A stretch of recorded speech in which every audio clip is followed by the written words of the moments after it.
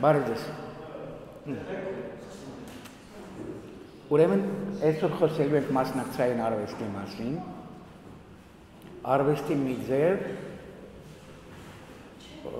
որը ակտուալ է հիմա, կարծես թե, եւ արվեստի հաստատությունները մեծ տեղ են տալիս մասնակցային արվեստի։ Դրանք արվեստի այն բոլոր ձևերն են, որտեղ որ մարդիկ կազմում են հիմնական գեղարվեստական միջոցը։ Մեդիա հասկացությունը մի անգամ բացատրել եմ, բայց նորից կկրկնեմ, որ մեդիա ասելով մենք նկատի ունենք, ինչպես ասեմ, օրինակ ասենք գեղանկարչության մեջ մեդիան դա ոչ թե բանն է, այլ օրինակ պերսպեկտիվա, որտեղ պերսպեկտիվայի օգնությամբ է, որ դու կառուցում ես քո նկարը։ Հետևաբար ասելով մեդիա, մենք նկատի ունենք, որ մարդը այն միջոցն է, որով կառուցում է այդ արվեստի տարածությունը։ Այդպես է, օրինակ, որպես հա? Չէ, այդ իմաստով չեմ ասում, ուզում ասեմ, այդ ուրիշ է, իհարկե, այսինքն այստեղ նյութի մասին չենք խոսում, այլ արտահայտչության միջոցի մասին ենք խոսում ավելի շուտ, էլի։ Հա, միջոց։ Հա։ Դա։ Այդ միջոցները դարձրեցին նյութը։ Հա։ Այո, այսինքն օրինակ դու հեռանկարի փոխարեն կարող ես օգտագործել ֆակտուրա։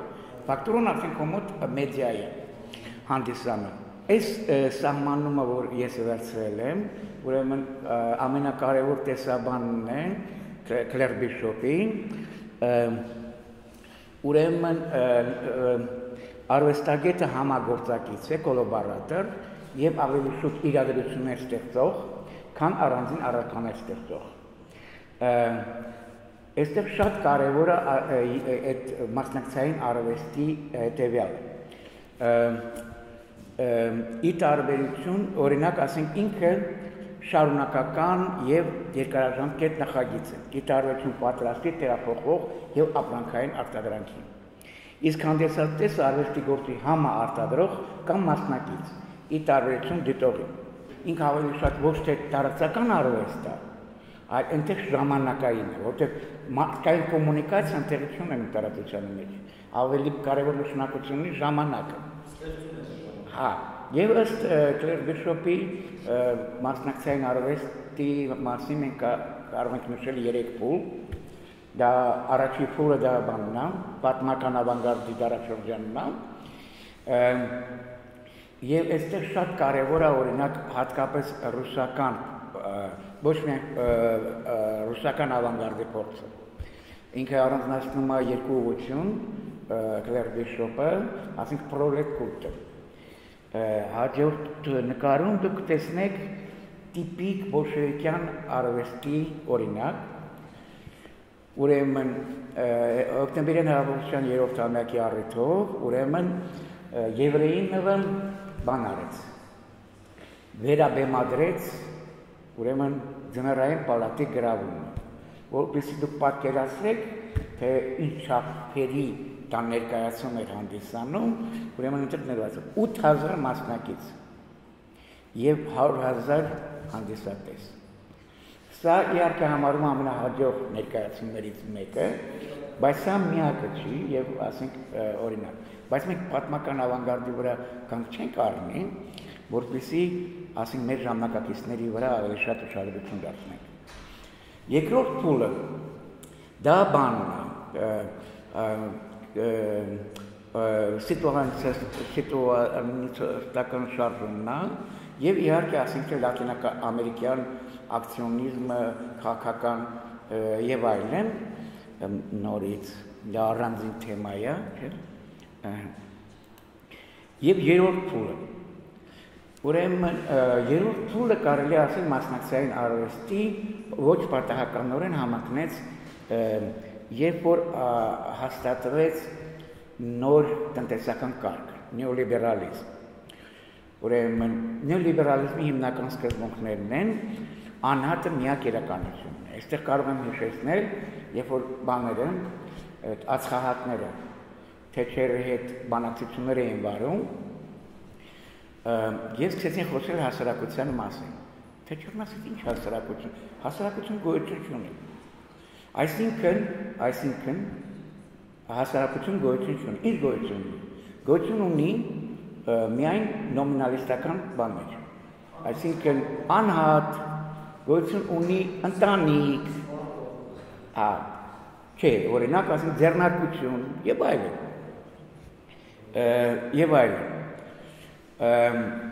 ուրեմն եւ այս առումով կարելի ասել, որ եւ Ռեյգանը չէ, ասենք ոնց էր անում, գոյություն ինքնից հասկացողություն Թեչերի, չէ, այսինքն այդ տեսակի փիլիսոփայություն եւ ռեգանոմիկա։ Ինչ արեց ռեգանոմիկան։ Ինքը ասաց, որ շատ փող ենք տալիս օրինակ գրականագետներին ու արվեստագետներին, հարկավոր է դրանց կրճատել։ Հետո գժերին ինչ եք պահում բաներում, բյուջանոցներում։ Հարկավոր է բաց թողնել փողը։ Մենք պետք է խնայողությամբ ապրենք։ Ոնց որ ասում եք Լեոնիդ Իլիչը, էկոնոմիկը դառնա, բայց էկոնոմն է։ Եվ ինչն է հետաքրքիր բանն է։ Երբ որ Ռեյգանը բարերը արտասանեց, մի 2 տարի հետո հնարվեց սովետական այդ լոզունգը։ Այսինքն մի տեսակ ընդհանուր էր, էլի սովետ լիներ, թե Միացյալ Նահանգներ։ Հարցն դրա մեջ, այսինքն պետությունը հրաժարվում է սոցիալականից։ Եվ այստեղ առաջանում է շատ հետաքրքիր մի երևույթ։ Եթե մինչև Ռեյգանը Թեչերը հավատում է, որ սոցիում գոյություն ունի, հիմա սոցիումը վերածվեց ուտոպիայի, այսինքն այն նյութի, որը շատ են սիրում արվեստագետները։ Եվ հետևաբար արվեստը դարձավ մի տեսակ միջոց, որը կարելի է ստեղծել սոցիում։ Եվ այս փոփոխությունները պայմանավորված նեոլիբերալիզմով անվանում են սոցիալական շրջադարձ։ Եվ պետք է ասեմ, որ առաջին տեսաբաններից մեկը, որ այդ սոցիալական շրջադարձը իմաստավորեց, Նիկոլա Բուրյանն է։ Սա ինքն է, ուրեմն փոխազդեցությունների արվեստ։ Ինչ է նշանակում։ Դա նշանակում է, որ ըստ Նիկոլա Բուրյոյի բան նախ հարկավոր է հաշվի առնել սիտուացիոնիստների փորձը։ Այսինքն ստեղծել իրադրություններ։ Ուրեմն եւ մի հատ մեկ ուրիշ հասկացողություն կար, դետուրնմենտ, դա գաղափարական եւ մշակութային պատկերների յուրացման կոնկրետ ակտ, հեղինակությունների եւ ապրանքանիշերի կայացած համակարգի հետագա վերցարման համար։ Եվ հիմնական տեսությունն է, որը ասենք բացատրում է թե ինչ էին անում սիտուացիոնիստները, դա Գի Դեբորի բանն է, հանդիսանքի հասարակությունն է։ Եվ ինքը բացատրում է, որ հանդիսանքի հասարակությունում, օրինակ Հայաստանը հանդիսանքի հասարակությունն է, չէ՞։ Եթե օրինակ ասենք Միացյալ Նահանգներում այդ հանդիսանքային ապրանքը հանդիսանում է ազատությունը, ասենք Հայաստանի համար երկրում դա հայրենասիրությունն է։ Եվ ուրեմն այդ հանդիսանքի հասարակությունում Հայաստանում ինչու են զբաղված։ Անընդհատ բեմադրում է հայրենասիրություն։ Հայրենասիրություն բեմադրում են երկրությունները, դերասանները, կինոռեժիսորները, նույն բառը քաղաքական գործիչները։ Սա է նշանակում հանդիսանքի հասարակություն։ Այսինքն ինչ է բեմադրվում իշխանությունների հետ սիմվոլիկ տարանցման ակտ։ Ահա, իհարկե։ Եվ այդ առումով ինքը ասում է, որ այո, դա այդպես է։ Օրինակ, ասենք, գոյություն ունի հայրենասիրություն, չէ՞, որը հանդիսանքային ապրանքի տեսակ է։ Հարցը նրա մեջ չի, որ հայրենասիրություն կա թե չկա։ Այսինքն դու արդեն ոնց ասեմ, վիզուալ ապրանքի ձև ես ստանում։ Ուրեմն ինչ անում, օրինակ ասենք թե մարդիկ հարաբերվում են հետևյալ ձևով գագո դու հայրենասեր ես, ես հայրենասեր եմ եւ այլն։ Ուրեմն բուրյոն նշանակում է, որ ասում է, որ կարելի է դրանք վերցանել եւ փոխարինել մարդկային հարաբերությունների նոր ձևերով։ Այսինքն մենք ոնց են ասում, որտեղ այսինքն այդ մարդկային հաղորդակցությունը պետք է ստեղծել մարդկային հաղորդակցության նոր ձևեր, որոնք հիմնված չեն այն ձևերի վրա, որ ձեզ մատուցում են, ասենք թե, չգիտեմ, մաս մեդիան, հերթատեսություն, չգիտեմ էլ ինչ։ Ուրեմն արվեստագետի նպատակը ստեղծել այդ տեսակի փոխազդեցություն, նոր փոխազդեցություն, ոչ թե պարզապես փոխազդեցություն, հա։ Եվ խնդիրը հետևյալն է, ինչու՞մ նա կայանում էությունը, որ փոխազդեցությունը ստեղծում է կյանքի նոր ձևեր։ Այսինքն այս առումով բուրյոյի հիմնական բանը, որ փոխազդեցությունների ժամանակ կյանքի նոր ձևերն են, ի տարբերություն այն ձևերի, որ օրինակ ասենք թե բանն է, չէ, ասենք նույն գովազդը լինի, չգիտեմ, ուրիշ բաները լինի, կինոֆիլմերը լինեն, ձեզ ներկայացնում են կյանքի մի ինչ-որ ձև։ Եթե տեղափոխվում է ուրիշ ոլորտներ, 19-րդ դարին ու 20-րդ դարին ուրեմն արվեստը զբաղվում է կյանքի նոր ձևերով։ Հա, կյանքի նոր ձևերով։ Ուրեմն դրա համար ասենք ինքը օգտագործում է, տեսեք, օրինակ ասենք թե ոնց է, չէ, ագրարային հարաբերություն, ագրարային հասարակություն։ Այնտեղ գոյություն ունի որոշակի, այսպես կոչված բան, չէ, կյանքի ձև, պատրիարքալություն անունով։ Կապիտալիզմի ժամանակ դա ուրիշ տեսակի հարաբերություններն ու պայմանականորեն ասենք դրամական։ Հետևաբար մենք եւ կապիտալիստական կյանքի ձև կոչվում է մոդեռն։ Ուրեմն կյանքի նոր ձև ոնց կանվանես։ Alter modern։ Դրա համար իր բաներից մեկն էլ կոչվում է այնպես alter modern։ Նիկոլա Բուրյոն եւս մեկ անգամ անդրադառնանք թե ինչով է տարբերվում ուրեմն 90-ականների թվականների փոխազդեցության արվեստը սիտուացիոնիստներից։ Ուրեմն սիտուացիոնիստները բանն էին, ուրեմն դեստրուկտիվ էին, ապա ուրեմն հարկավոր է քանդել կապիտալիստական այդ ամբողջ հասարակությունը։ Ուրեմն այդ ստատուս քվոյի ռադիկալ թշնամիներ։ Ուրեմն հարցն այն է, որ օրինակ ասենք, եթե կարող ենք ասել, որ սիտուացիոնիստները դեստրուկտիվ էին, Նիկոլա Բուրյոն 90-ականների արվեստի մեջ կոնստրուկտիվ ձևեր է տեսնում։ Այսինքն ինքը ավելի շուտ ստեղծող է։ Դա կարող է լինել սկվոտ, կարող է լինել կոմունա, կարող է լինել լաբորատորիա։ Եվ ստեղծում են համագործակցության հատուկ ձևեր, workshop-եր, սեմինարներ, վարպետության դասեր, քննարկում, որտեղ այնտեղ տեղի ունենում, չէ, ոնց ասեմ ձեզ, մաս կուլտուրայից տարբերվող, չէ, ասենք փոխգործնեություն։ Այսինքն այս տարածքը դու կարող եք նայել որպես ալտերնատիվ, նո ասենք գեղարվեստի ակադեմիան չի ասի, բայց իմաստը հասկացա։ Այսինքն կազմակերպել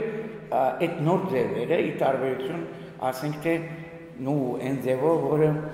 արվում է բաներում։ Կազմակերպում են տրաբնի միկրոսոցիալական կապեր եւ այլ տրաքային սոցիալական մոդելներ։ Ուրեմն մյուս կարևոր աղբյուրը փոխազդեցության արվեստի համար ինքը համարվում է ֆլուքսուսը։ Ուրեմն ինչն է կարևոր։ Շատ կարևոր է ֆլուքսուսի այդ պրովոկատիվ պերֆորմանսները եւ ակցիաները, որտեղ իրենք առաջինը կարևորեցին, կարելի ասել, հանդիսատեսին մասնակցությունը։ Եվ այս առումով նաև շատ կարևոր է նոր տեխնոլոգիաները։ Օրինակ, ասենք, ինտերնետը կամ սոցցանցերը։ Իրանք ոնց են ասում, ստեղծում են ստեղծում են փոխազդեցության նոր ձևեր։ Եվ այս առումով ինտերնետը կամ բանները, սոցցանցերը կարծես թե ստեղծում են ինտերակտիվ ժողովրդավարության ուրեմն պատրանք։ Ուրեմն իր համար ամենակարևոր արվեստագետը տայլանդցի կամ արգենտինացի, որտեղ ծնվել է Արգենտինայում այնուամենայնիվ, եւ բանը եւ իր համար ասենք թե որպես ոնց են ասում կլասիկ օրինակ Ռակրիտ Տիրավանյանը։ Այս արվեստագետի սկզբունքները ասենք կարևոր են հասկանալու համար։ Տիրավանյանը մերժում է արվեստի վիզուալ ընկալումը։ Արվեստը ըստ նրա այն է, ինչ տեղի ունենում մարդկանց միջև։ Ավելի կարևոր է բեմադրումը, քան թե պատկերը։ Այստեղ հասկացա բանը։ Արվեստը գործ ունի կյանքի հոսքի մեջ։ Կյանքը առավել ակտիվ է, երբ մենք ուտում ենք։ Խոհանոցը կյանքի եւ արվեստի հանդիպման վայրն է։ Բայց եւ այդ առումով ասենք թե հիմնական այսպես գործողության ձևը դա հյուրասիրություններ կազմակերպելն է։ Պետք է ասեմ, որ պատկերացրեք իր հետևականությունը, այդ անվճար հյուրասիրությունները սնանկացվին նրան, մինչև որ ինքը բան արեց, դարձավ արդեն հայտնի արվեստագետ, ասենք, եւ ասենք իր ակցիան կայք կներեք, սկզբում պետք է լուսանկարիչ տայի։ Սա ինքն է։ Այդպես, ուղղակի արժե նայել, թե ինչն այստեղ արվեստի գործը եւ այլն։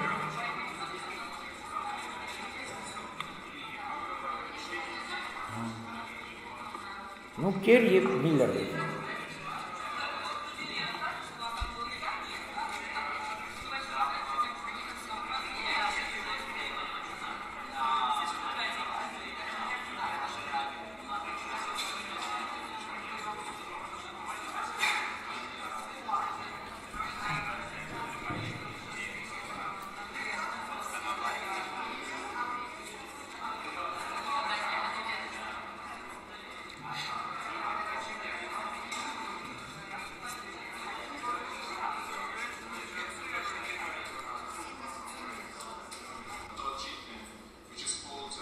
Իհարկե ոչ միայն ինքն էր պատրաստում, այլ առաջարկում էր, որ մյուսները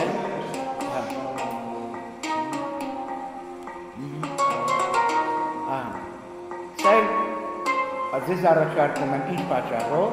ուշադրություն դարձեք 10 րոպեյա, այսինքն չեք զանգանա եւ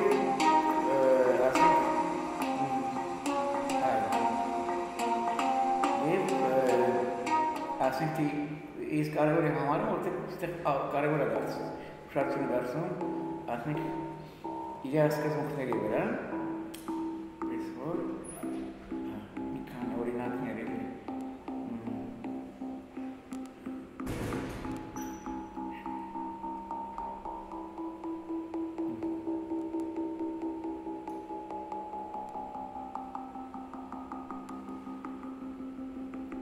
Չետ են արտացություն կերսուս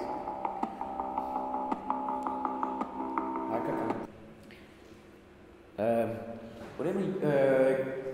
այդ իդեան իր մոտ խղացավ, այսպես կոչված օպերատիվ իրականություն կոչեցյալ գաղափարից եւ հետ ուղղակի պետք է սկզբում ասել, որտեղ ինքը գաղափարի մասնականների սկզբին եւ այլն,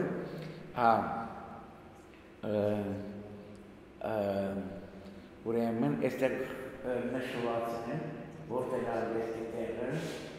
արվեստագետի գործողության որոշում է արվեստի տեղը, արվեստագետը որոշում է գտնվելու տեղը, արվեստի տեղը թանգարանը կցածրվում է, որտեղ այնտեղ է գալիս մարդ արվեստագետի հանդիպման համար, սպեցիֆիկի հանդիպման վայր եւ այստեղ հասկանալի է, օրինակ, երբ որ նայում ենք, ասենք, այդ իրանշատ նկարիչներին, հասնեն է, որ այդ, ոնց են ասում, օրինակ, ասենք, հյուրասիրությունը, որ տեղի ունեմ ցուցասրահում, դա ուրիշ բան է, քան թե օրինակ, ասենք, որտեղ դա հանդիպման վայր արվեստի եւ կյանքի կարծես թե կարելի ասել, հա, մենք անցանք ուրեմն արագ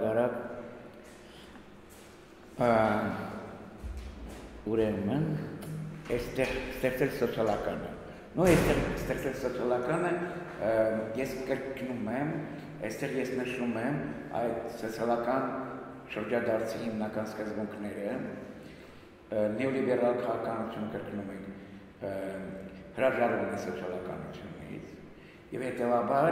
հետեւաբար այսպես կոչված ինքը արդեն դառնում է ամփոփելով անհատական ընտրություն հարցադառնում սոցիալականությունը, եւ այդ պատճառով բացի նրանից որ անհատական ընտրությունն է, այն նաեւ ստեղծում է դա նշանակում է, որ մենք ինչ նշանակում ընտրություն կատարել, մենք մերժում ենք մի սոցիալականություն, ստեղծում ենք մեկ ուրիշը։ Կան շատ ուրիշ մոտեցումներ, ընդհանուր բառով ասած մասնակցային արվեստի, այստեղ նշված են եթերինարները, Ժակ Ռանսիեր, սոցիալական ներքաշված արվեստ, ուրեմն համագործակցության արվեստ, երկխոսության արվեստ, սահմանային արվեստ եւ ինտերվենցիոնիստական արվեստ։ Լավ, Սա Կլեր Բիշոպն իր գիրքը որտեղ որ ինքը ամփոփում բանը, ասենք թե իր հետաքրքրությունը մասնակցային արվեստի կոչվում է արհեստական դժոխք, մասնակցային արվեստը եւ անհատականությունը դեմագրականացման քաղաքականությունը, հատպես է, դուր։ Նախ եւ առաջ պետք է այստեղ պետք է նշել, որ եթե Նիկոլա Բուրիոն այդ արվեստ անվանում է համագործակցության փոխադրության արվեստ, ապա ուրեմն Բիշոպը առաջարկեց իր եզրը, ուրեմն մասնակցային արվեստ։ Եվ դա շատ կարևոր է հասկանալ, թե ինչու համար ինքը հրաժարվեց, ասենք, Բուրիոյի տերմինից, նրա այդ մտավ տեսական բանալիքի մեջ, եւ ինքը պետք է ասել հետեւյալ։ Օրինակ, երբ որ մենք Նիկոլա Բուրիոյի, ասենք, թե աշխատանքները նայում ենք, ապա պետք է ասենք, որ ինչպես արվեստի ամեն մի գործ, ինքը ունի որոշակի փիլիսոփայական, չէ՞, հիմք ունի, գիտակցված թե անգիտակցված։ Եթե մենք նայենք Նիկոլա Բուրիոյի, ասենք թե էսթետիկայի հիմքում ինչն է ընկած, ապա պետք է ասեմ, որ դրա հիմքում ընկած է Յուրգեն Հաբերմասի կոմունիկատիվ գործողության տեսությունը։ Ուրեմն, ինչ նշանակում կոմունիկատիվ գործողություն։ Ուրեմն, դեմոկրատական հասարակությունում խնդիրները պետք է լուծվեն հավասար, համընդհանուր, ոնց են ասում, չբացառվող քննարկումների շնորհիվ։ Եվ այդ քննարկումները պետք է տեղի ունենան ռացիոնալ կերպով։ Եվ ռացիոնալ քննարկումների ընթացքում ուրեմն ձեռք է բերում որոշակի համաձայնություն, կոնսենսուս։ Դա եւ դուք կարող եք տեսնել, որ փոխազդեցությունների արվեստը ինքը հիմնված է կոնսենսուսը, չգիտեմ, էսթետիկական դարձնելու ձևի վրա։ Հիմա կան այդպիսի փիլիսոփաներ Շանտալ Մուֆ, Էրնեստո Լակոն։ Էրնեստո Լակոն եւ Շանտալ Մուֆը որոշեցին վիճել Յուրգեն Հաբերմասի հետ։ Առաջին իրենք ցույց տվեցին, որ հասարակության սկզբունքը ոչ թե դեմոկրատական հասարակության սկզբունքը, ոչ թե կոնսենսուսն է, այլ հակառակը, կոնֆլիկտը, անտագոնիզմը, դրա համար կոչվում է ագոնալ դեմոկրատիա։ Եվ դեմոկրատական հասարակությունը պետք է այդ բաները ոնց են ասում, հակասությունները դարձնի մրցակցություն։ Այսինքն դուք չտա, որ հակասությունները վերածեն բռնության։ Եվ ոչ էլ արհեստականորեն վերածեն։ Հա, ինչու չի կարելի, ասենք թե կոնֆլիկտները լուծել, իմ դիալոգ ես ասեմ, թե ինչու համար այնտեղ ինքը ունի նաև բարոյական զարգացման տեսություններ, Հաբերմասը իր մեջ դնում։ Օրինակ ինքը ասում է, որ մարդը պետք է ունենա որոշակի բարոյական մակարդակ, ինքը այդպիսի 6 մակարդակներ որոշում եւ այլն, որպեսզի կարողանա տեղի ունենա որոշակի, ոնց են ասում, այդպես կոնստրուկտիվ բանավեճ։ Եվ դա ասում եմ այն պատճառով, որ պետք է հասկանանք, թե ինչու Հայաստանում այդպիսի բանավեճեր հնարավոր է։ Օրինակ, ասենք ազգայնականությունը դա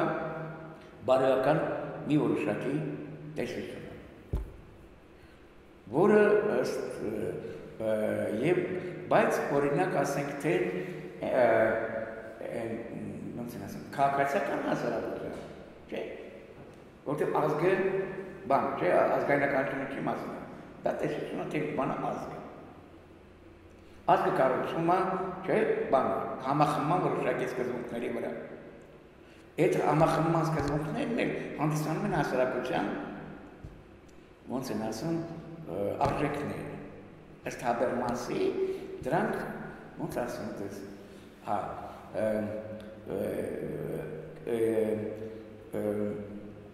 իհարկե բարձր են ասենք գովական կամ ուրիշ տեսակի բարոյականությունից, բայց այնուամենայնիվ իրենք ոնց են ասում, ազգայնականության մեջ էական չի, բան, օրենքի գերակայությունը կամ այդպիսի բաները շատ ավելի կարևոր է, ասենք, ազգային համերաշխությունը։ Եվ այդ առումով արժե վերադառնալ Շանտալ Մոկտին եւ այլն, եւ նորից հասկանալ, թե ինչու համար օրինակ հնարավոր չի, որպեսզի կոնֆլիկտ չլինի։ Օրինակ, եթե ես ոնց որ բան են ասում, մեր պարլամենտում են ասում, կուլտուրական մարդ եմ, դու երկագոճ կուլտուրական մարդ ես, երկու կուլտուրական մարդիկ կուլտուրական բանավեճ կանեն եւ հարցերը կլուծեն։ Փոխզիջման չէ, դու քո փաստարկներն ես ասում, ես իմ փաստարկներ եմ ասում, եւ այլն, եւ դրա հիման վրա ռացիոնալ նայելով թե ում փաստարկներն են լավ, մենք ընտրում ենք, բայց դրա փոխարեն մենք տեսնում ենք էմոցիաներ։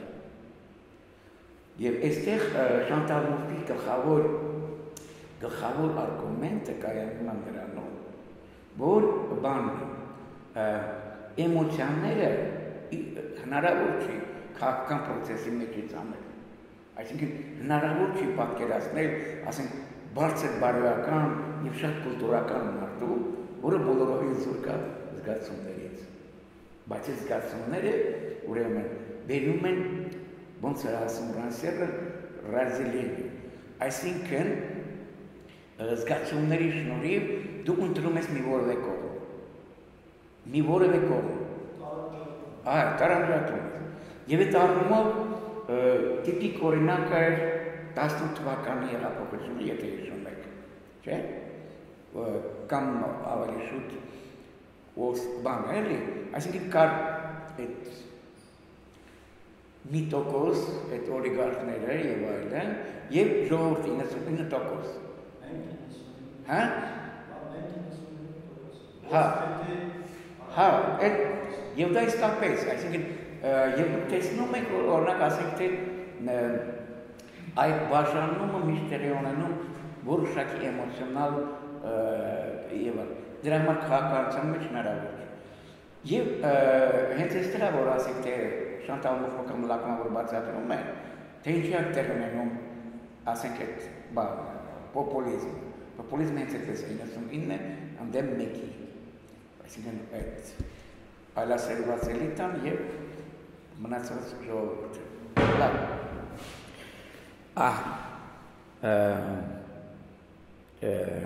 Ուրեմն նախ-վարաջ հարկավորը նախ-վարաջ ինքը ասում է հետևյալը. երբ որ ինչ-որ սոցիալական ներկայացված արվեստը կամ սոցիալական արվեստը ունի խնդիրներ, որովհետև ինքը երկակի բնույթ է կատարում։ Առաջինը դա ինքը հանդիսանում է եւ արվեստի գործ եւ հանդիսանում է սոցիալական գործողություն։ Եվ այս առումով ինքը պետք է գնահատվի էսթետիկորեն։ Այսինքն ինքը պետք է գնահատվի ոչ թե իր օգտակարության տեսակետից, ոչ պրագմատիկ, ոչ բարոյական տեսակետից, այո, տեղի ունենում փոխազդեցություն, բայց այս փոխազդեցության բանը կարևորությունը բանը իր էսթետիկական ուժի մեջ է կայանում։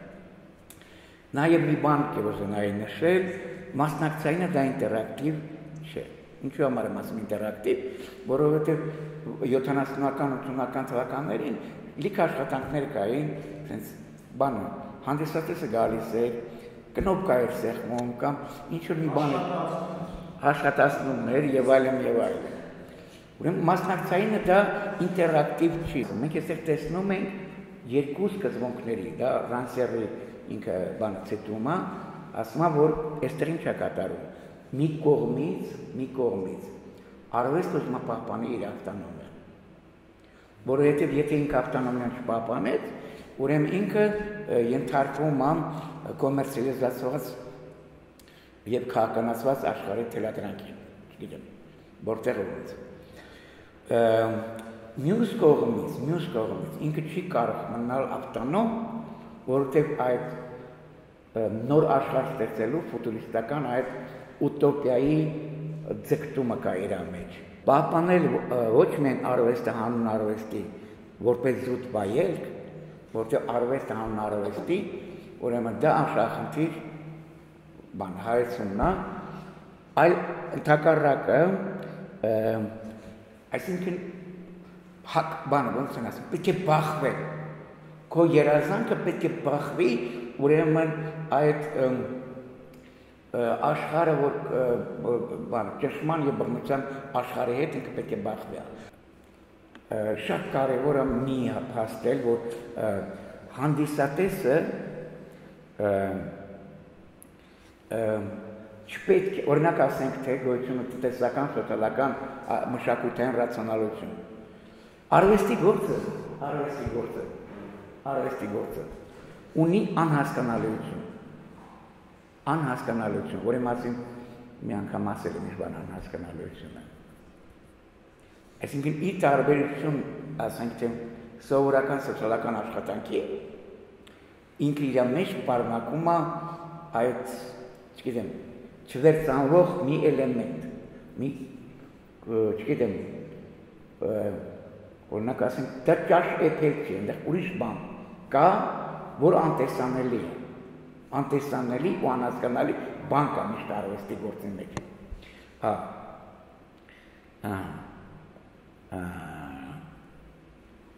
Ուրեմն Եվ պետք է ասեմ, որ մասնակցային արվեստի օրինակ բան կա, մեկ արվեստագետները զբաղվել են, չէ՞, մասնակցային արվեստով։ Օրինակ ուտոպիան է, էլ ինչ խմբեր կային, որոնք կարելի ասել մասնակցային էին։ Համաձայն ես։ Հա։ Դե հիմա սա բանը հեղափոխական սենսորիումն է, մեր աշխատանքը։ Հա։ Ինչի՞։ Հա։ Հա։ Այդ առաջին մասնակցային գործերից էր։ Հա։ Ուզում եմ ասեմ, որ հա, որովհետև բուրիոյի բանները, հոդվածները տպեցին 90-ականների վերջին, հա, ռուսերեն, որ մեզ մատչելի դարձավ եւ այլն, երկիբիշոպը, ասենք թե ցանապս նոր արվեստաբանն է, ինքը ցանապս արվեստաբան չի, եթե ուզում եք իմանալ, ինքը թատերական տեսաբանն է, հա, ինչու համար, նախ առաջ կարակ հայմատեք եվրեի նվեր բեմադրության հետ, ինչ-որ առումով, հա, բայց այստեղ ես ինչի համար եմ բանանում, նշում ես աշխատանքը, որովհետև հեղափոխությունը ինչու համար է կարևոր, ոչ թե դու անում ես մի ինչ-որ բանի մասին, այլ նա իրադարձություն, որը հուզականորեն շատ մարդկանց վրա ազդել է։ Եթե օրինակ ասենք տուրիստի համար դա հետաքրքիր է, եւ ինքը ասենք այդ ինտերակտիվ միջավայրի շնորհիվ ինքը վիրտուալ ձևով, ասենք սկսում է ինքն էլ ինչ-որ հեղափոխական ոգևորություն զգալ, ապա նրանք ովքեր որ մասնակցել են, կարծես թե վերականգնում են, չէ, իրենց մասնակցությունը դրան։ Լավ։ Դրա համար եկեք մի քիչ կով ենք, էլի։ Այստեղ շատ լավ երևում է, որ ոնց երկու պլանները իրար հետ միախառնվում են, եւ այստեղ շատ կարևոր է, որ այդ ինքը պահպանվի, չէ, ասենք ինչ-որ տեսակի հիշողության մեջ եւ այլն, հա,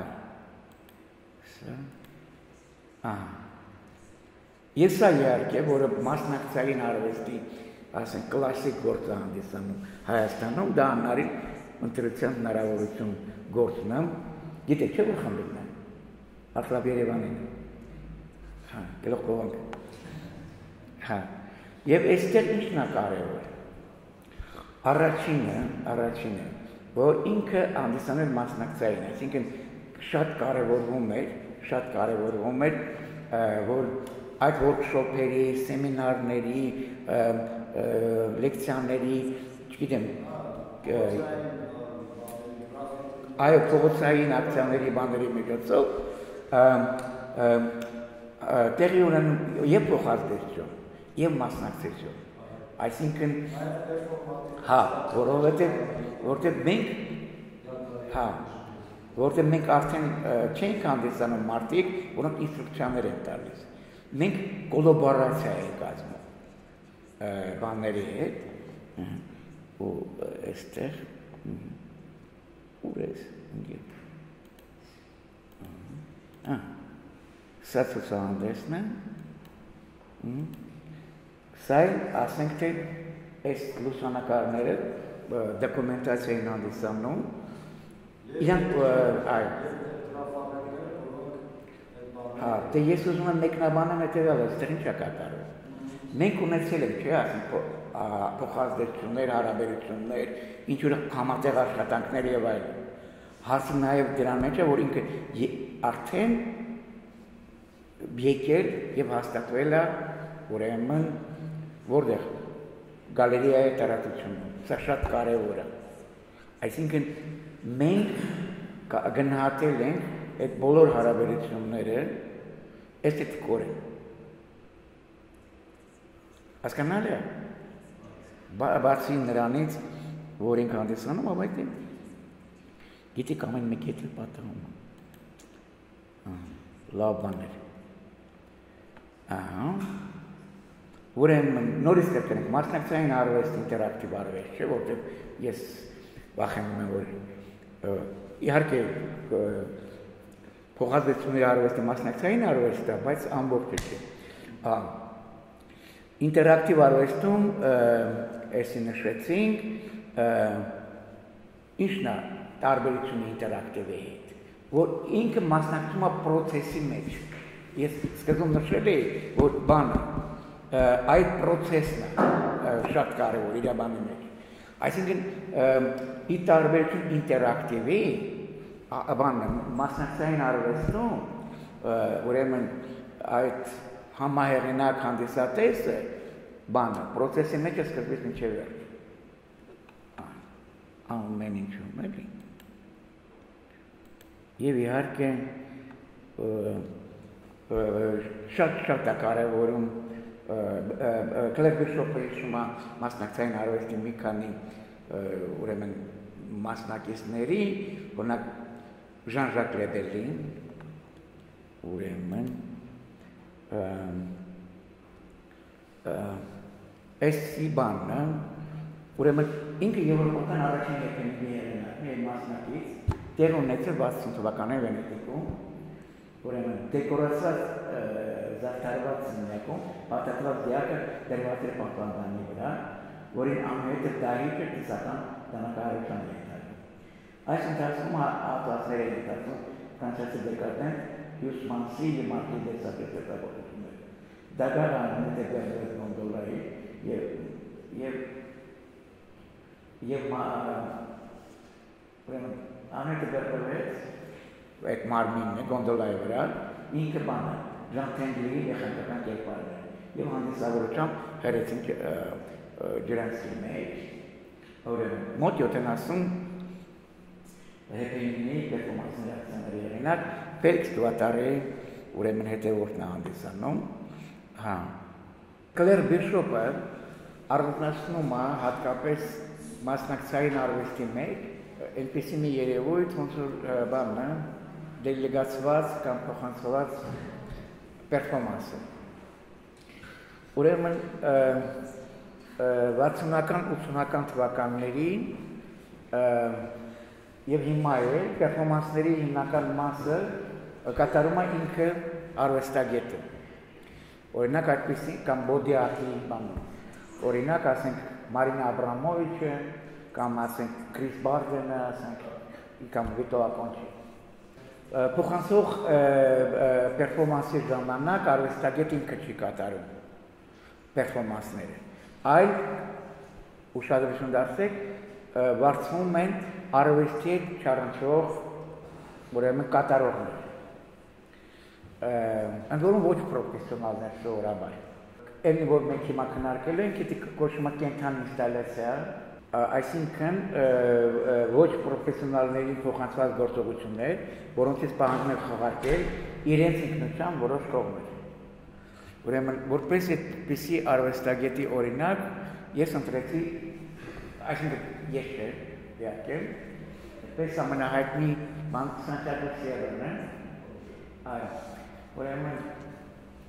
նրա և ինքը այսպես շատ ռադիկալ արվեստագետ է, մենք սկզբում մի երկու խոսք ասեմ իր հայացքների մասին, ինձ հիասնում անարխիստները, նրանց հայացքներում իմաստ կա։ Հենց այդ պատճառով զորամաններում անարխիան մատուցվում է իբրև քաոսի հոմանիշ։ Ինչու են զորամանները Սանտիագո Սիերրայի, որովհետև այն իմաստալից համակարգ է։ Այստեղ պետք է ասեմ, թե ինչի համար Սանտիագո Սիերրան դիմում է, որովհետև պետք է ասեմ, որ աշխարհի երկրներից եւ Իսպանիան այն երկիրն է, որտեղ անարխիզմը շատ ավելի ուժեղ է, քան թե ասենք մյուս զախողությունները։ Ինչու՞, որովհետև անարխիան դա քաոս չի, քաոսը հանդիսանում է այն համակարգը, երբ որ աշխարհը կազմակերպում է իր շահ մարդկանց 1000-րդ մասի, միլիոնատերերի եւ բաների համար։ Ինչու՞մ է կայանում։ Օրինակ, ասենք նա հրաժարվեց բանից, պետական մրցանակից 30,000 եվրոյա կազմում իրանց մոտ դա, քանի որ իսկական արվեստագետս նրան, ուրեմն պետության թշնամին է։ Ես ապրում եմ ոչ թե միլիոնատեր լինելու համար, այլ ազատ լինելու։ Ես բախտիկ մակջոքի ֆորտունայի օգնությամբ փորձում եմ ապրել առանց Աստծո, առանց հայրենիքի, առանց օրենքների եւ տերերի։ Շատ կարևոր է, որ ինքն նշում է, որ ես հայրենիք չունեմ։ Առաջին աշխատանքները, որով սկսում է փաստորեն այն ոնց են ասում, իրան բնորոշումը, դա բանն էր։ 1998 թվականին Մեխիկոյում ինքը $50 վճարեց մարդուն, որպեսզի նրա մեջքի վրա 30 սանտիմետրանոց գիծ տանի, այդպես։ ինքը ծնծված էր, ուրեմն մեկ տարի ուրեմն ինքը մտածում էր իր բարոյական կերպարի մասին, ոնց կարող է մի մարդը այդ դե պատկերացրեք դա գիծ չի, հասկացեք, դանակով է տարված։ Հա։ Ու հետո ինքը հասկացավ, որ իր արածի մեջ բան է, կարևոր մի բան կա, եւ 99 թվականի իր ակցիան ինքը կրկնեց 6 կոբացիների վրա։ Նա ասում է, կապիտալիզմը դա սադիզմի տնտեսական արտահայտություն է, որը ենթարկում են մարդիկ, այն մեզ բոլորից վերածում է քրոնիկական մազախիստների, ուրիշների պատմությունները։ Ուրիշների պատմությունները դա ոնց ասեմ,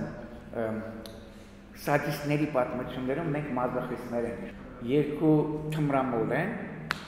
որոնք իրենք դիլերների հետ խնդիր ունեին։ Եվ իրենք դիմեցին Սերայի։ Ասեց այո, ես ձեր համար դոզակ չարեմ, բայց պետք է դուք թույլ տաք, որ այս մազերը խուզի եւ այլն։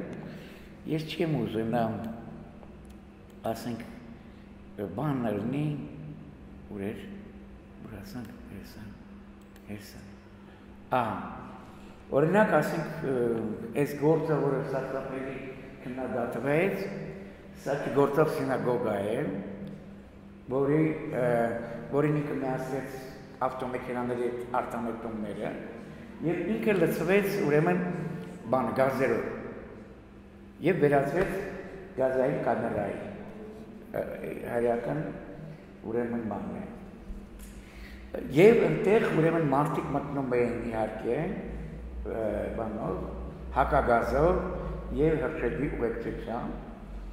եւ նու պատկերացրեք բան այդ ցինիզմից ոնց էին բողոքում հայրական բաները եւ այլն նու տարբեր ձևով են բացատրում դե բան հենց այն հանդիսակի հասարակությունը որի մեջ մտնում է նաեւ ասենք հրեական հոլոկոստը չէ մեր մոտ հանդիսանքի հասարակության այդ ապրանքներից մեկն է գիտեք գենոցիդը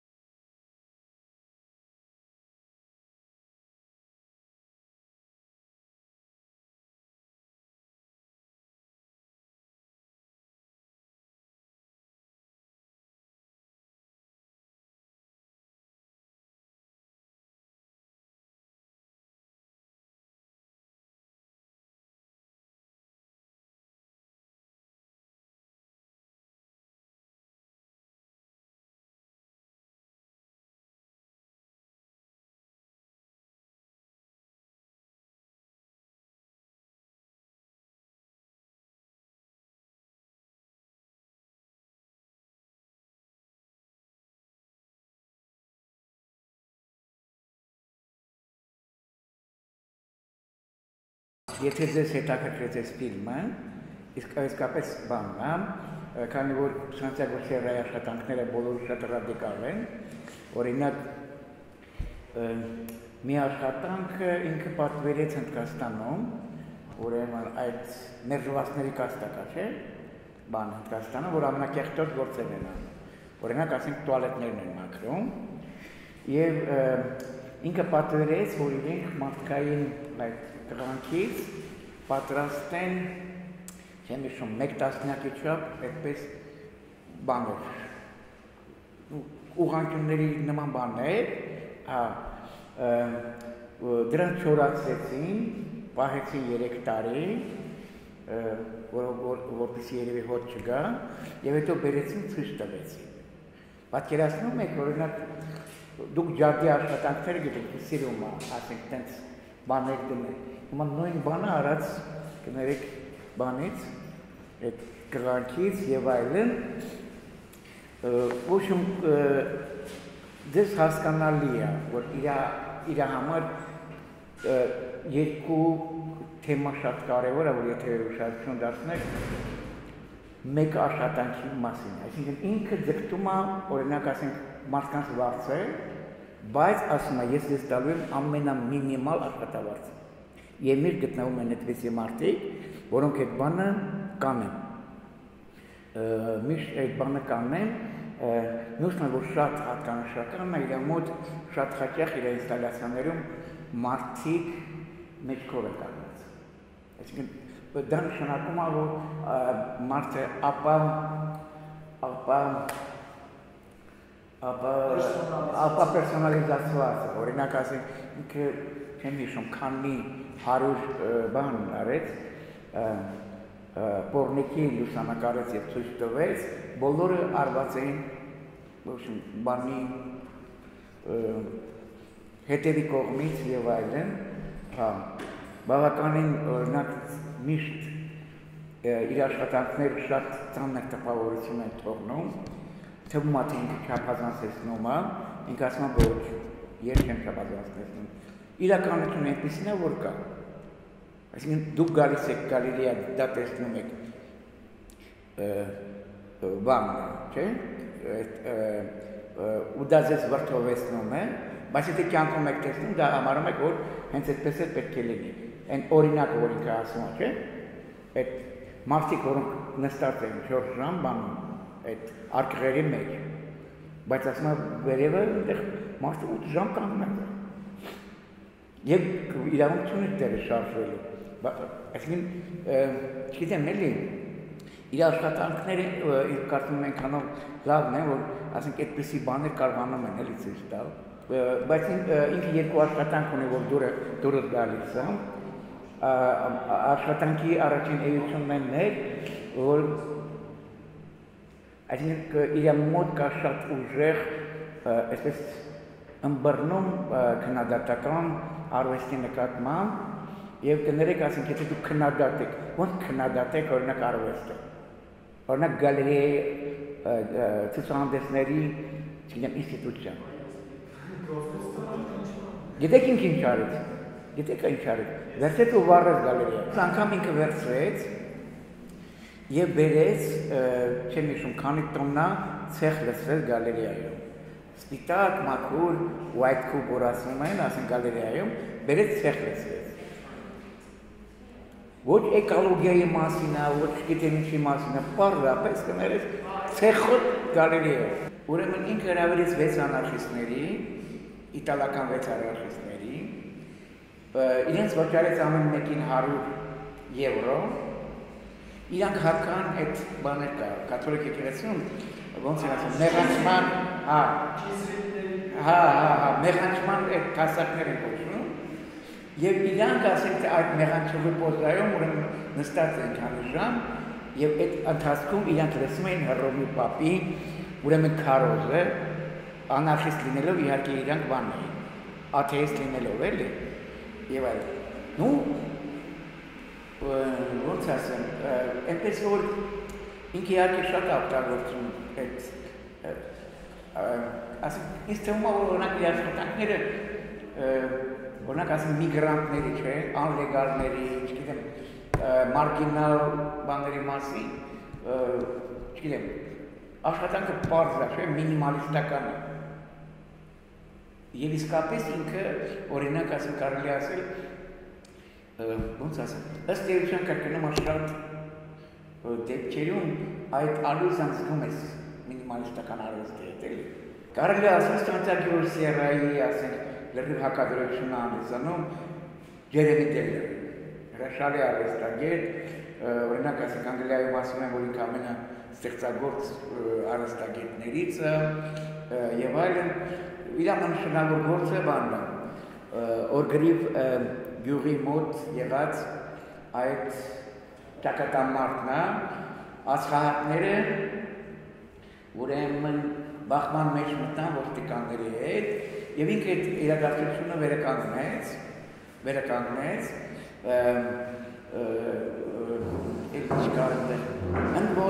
ընդ որում ինքը այդպիսի աշխատանքներ ունի, ասենք Իրաքի մասին աշխատանք ունի, թվում է թե այդ աշխատանքները քաղաքական են, բայց ինքը ասում է ես ապաքաղաքական եմ, ի տարբերություն բանի, ասենք Սիերայի, ապաքաղաքական եմ, որտեղ ես ներկայացնում եմ ինչպես ոստիկանների կողմը, այնպես էլ բանի կողմը։ Ասենք Իրաքի մասին գործում ես ցույց եմ տալիս եւ անգլիական կողմը, եւ Իրաքի կողմը եւ այլն, ես չեզոք եմ։ Բայց ինքը շատ հետաքրքիր արվեստագետ է այս առումով, որտեղ այդ չեզոքության մեջ, չգիտեմ էլի, ինչ որ երկի մաս կլավ բան կա երևի։ Սա է, Տանյա Բրուգերան, ինքը կուբացի արվեստագետ է, այս այս պերֆորմանսը շատ եմ սիրում, որովհետև ուզում եմ հասկանալ, որ հենց սկզբից Բրուգերայի ասենք հիմնական թեման գաղութացումն է, գաղութայի պատմությունը կամ եւ այլն,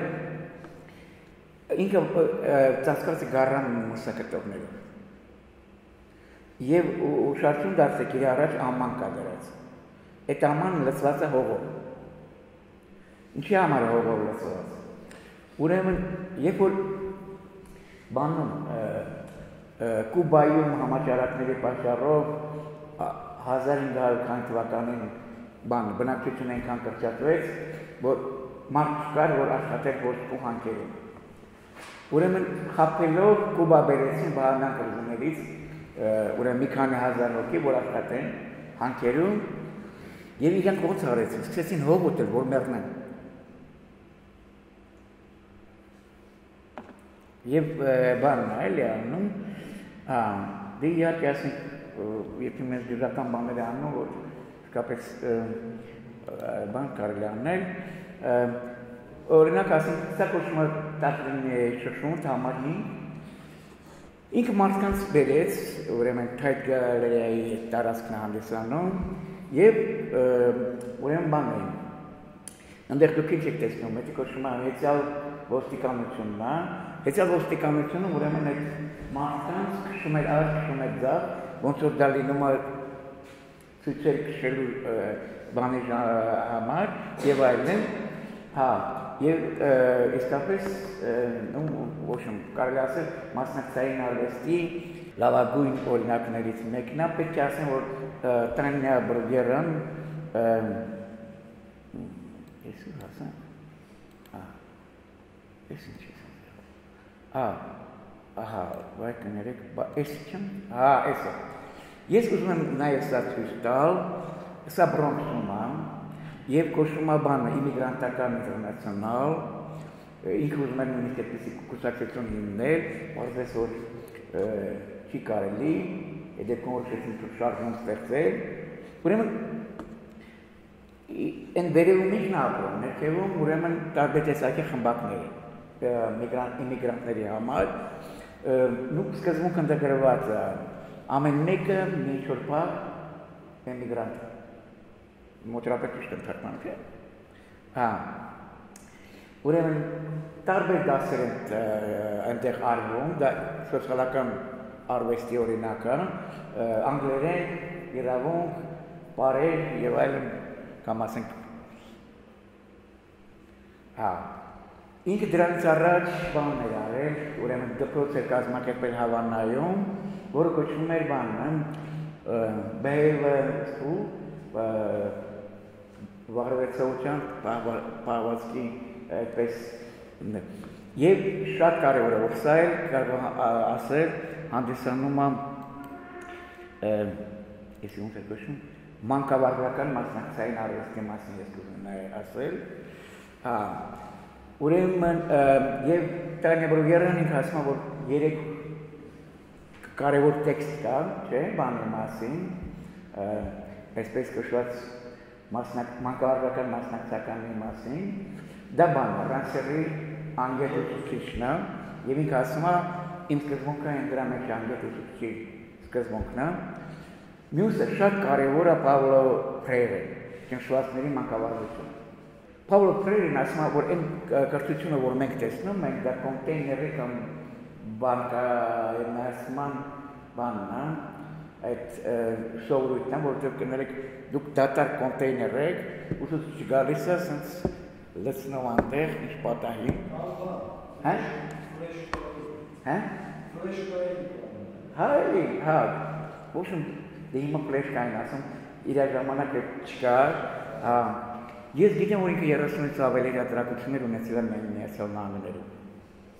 Ընդ որում ես պետք է ասեմ, որ սա մանկավարժության մասին չի։ Ես կարող եմ ասել, որ ավելի շատ մասնակցային եւ ակտիվիստական մոտեցումներն են։ Այսինքն դա բարձրապես մենք միշտ իրարից սովորում ենք, բայց ասենք մեկը կրթության տենշով դիք պետագոգիկա է, ցավոք տանեմ բառացի թարգմանել են բանը։ Հա, ուղղակի ինքը մանկավարժություն չէ, ես փորձել եմ ասենք թե, ուրեմն այստեղ ուսանողի կոչն է անում գործողության եւ պահանջում է գրագիտության եւ քննադատական մտածողությամբ օգնությամբ նրանք սովորել ուրեմն բանանել փոխեք այն աշխարհը, որում ապրել են։ Ուրեմն այս առումով ինքը շատ է։ Մյուս կարևոր բանը դա Ջոզեֆ Բոյսն է։ Ջոզեֆ Բոյսը ուրեմն ոնց որ մի արվեստի քննադատ ասեց, ամենահայտնի փորձարարությունն է արվեստագետների մեջ եւ ամենահայտնի արվեստագետը ուսուցիչների մեջ կարելի ասել։ Այդ տեսակ ինքը զարմանալի ուրեմն մեթոդոլոգիաներ ունի եւ ոնց են ասում այս 3 հեղինակները հավանաբար ասենք կարելի է օգտագործել որպեսզի ուսուցման process-ը դարձվի ավելի էքսպերիմենտալ եւ այլն եւ ինքը իրականում ձախ մտածող գրող Նոբելյանացան դիպլոմատիկ հայրբիոլոգի հետ ինձ ուրեմն ազատ միջազգային համալսարան։ Հա, որտեղ որ այդ չկարբոր ամեն մարդ կարող է լինել այդ բանի այ դա ինքը իր ամասն ես դրասում որտեղ գիտես ինքը բաներ ասում էր այս միտքը շատ կարևոր է որ ուսուցիչ լինելը դա արվեստի ամենամեծ ստեղծագործությունն է։ Որտեղ մենք ասենք, որ արվեստի գործը մեծ սովորեցնում է։ Իսկ ուրեմն երբ որ արվեստագետը ինքը ուսուցիչ է, ուրեմն ինքն է արվեստի ավելի լավ ստեղծագործությունը քան նույնիսկ իր գործերը։ Հա։ Այդ առումով շատ կարևոր են երկրորդ։ Մենք ինձ սկզբից ասեցինք, որ դա կապված է ուրեմն այն բանի հետ, որ նեոլիբերալիզմը առաջացրեց սոցիալական տարածություններ եւ սոցիալական արվեստը եկավ բանը ուրեմն բայց ուրեմն մասնակցային արվեստը արժանյա քննադատության ինչու որովհետեւ իր տրամաբանությունը դա նեոլիբերալիզմի տրամաբանությունն է այսինքն սոցիալական աշխատանքի ուզում անեք գտնացեք հկներից փող ճարեք, չգիտեմ մասնավոր ֆոնդերից փող ճարեք, համայնքների ասենք օգնությամբ այդ բոլորը արեք էնի սոցիալական արվեստին թե ուրիշ եւ այլ։ Այսինքն այդ առումով ուրեմն ժամանակակից արվեստին հավանաբար պահանջվում է ոնց են ասում մասնակցային արվեստը չորոքու եւ ուրեմն եւ նույնիսկ կողմից ես տեսնում եմ կամ զգում եմ որ այն ամենի մի բան դերաշարժում է եւ այդ բաները մտածողությունն այդ քննադատությունը նեոլիբերալիզմի պրոյեկտից դուրս մնալու համար պետք է ավտոնոմիա, բայց դա չի ստացվում։ Հա, դրա համար ասենք ավելի լավ է զբաղվել սոցիալական արվեստով, գրանտերով եւ այլն, ուզում եմ ասեմ, դրա համար ես կարծում եմ որ այսօրվա լեկցիան շատ կարևոր է այդ հասկանալու համար, որովհետեւ ոնց որ դու ասացիր էսթետիկա, մեկ էլ սոցիալական շատ կարևոր է, քաղաքական ոնց է հիմա էսթետիկան հենց դեռ առաջանում է այդ էթիկականի քաղաքականի այսինքն այդ աշխարհ իդեալական աշխարհ, որը արվեստի այդ աշխարհն է եւ մյուս կողմից իրականությունն է։ Եվ այդ պատճառով ես պետք է հիմա ձեզ շնորհակալություն հայտնեմ ինձ այսքան ժամանակ համբերելու համար։